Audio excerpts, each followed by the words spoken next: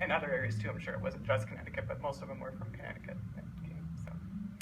So wow, that was just a great discovery. So called Michael, and he comes rushing over to look at it, and we're taking pictures and all. And so he shared a picture of with me of some people over in Wabunsee, who daughter of the William Mitchell and his wife, who gave that Bible to Washburn, and another lady, I think, is that a relative of hers? Or no, just another person, settler. A settler in the town, a relative of somebody there. There's a picture on the board over there that's, they are holding a Bible and rifle, and it was taken in 1957. And it's not, I don't think it's the same Bible that we have, but there was another one around sometime. But you can tell the story about that. Okay. Well, I guess I should back up a little bit. In 1856, when the bleeding Kansas border war was heating up, this colony from New Haven, Connecticut had wanted to come out the previous fall, but because of the weather conditions, they decided to come in the spring.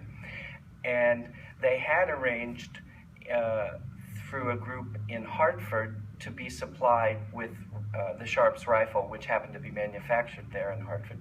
And at the last minute, they realized that the rifles had already been sent to Kansas for General Pomeroy to use. And so they had this meeting at the Old North Church where they charged 25 cents admission, and it was a rally for all these colonists leaving Connecticut to come to Kansas, and Henry Ward Beecher was the main speaker. And it's very hard to read, but there's a print of it over there,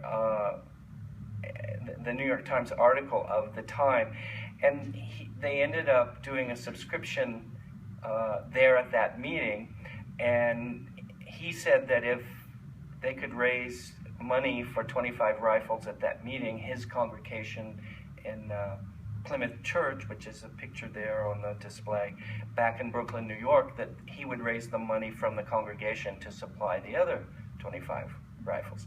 And so a lot of Southern kids went to school at Yale in New Haven, and the press all over the country picked up this story. There they were in a church in New England advocating the most sophisticated weapon of the time, where, you know, the pro-slavery people at the time had squirrel guns and muskets and really antique equipment. And here the abolitionists were advocating going to Kansas armed to the teeth. So it became this big controversy. And then what Beecher did was he sent a check for the rifles to Charles Lynes, who was the head of the colony. And he also, accompanying the check, was 25 Bibles. And so today, when people say, so what happened was the headlines were Bibles and Rifles for Kansas. And so in the political cartoons of the time, they always showed Beecher with a Sharps rifle. Because he had also, before this meeting, said, and there's a quote over there, there's a little handout, if any of you are really interested in this, take a handout, it explains all of it. He had said that there's more moral agency in a Sharps rifle than 100 Bibles. And so the press had associated him with Bibles and rifles, and then the headlines come out. So the Sharps rifle, this model, was then after known as a Beecher Bible, you know, kind of a slang term.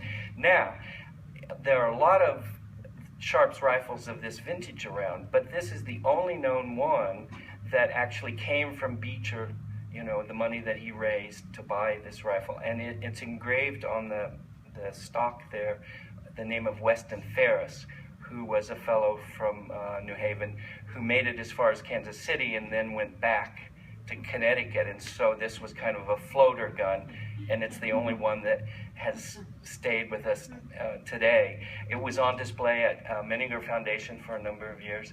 And then again, as Martha said, with the Bible, I got one of these Bibles on eBay for $5. The only difference is stamped on the cover, it says in gold, "Be ye steadfast and unmovable," a quote from the Bible. So that's really the only way to identify it. So there may be some out there floating around, but this is the only one known one. Smithsonian, Library of Congress, Beinecke, nobody has this. So you're very lucky to be laying your eyes on it today. So thank you. Take a look at lunch.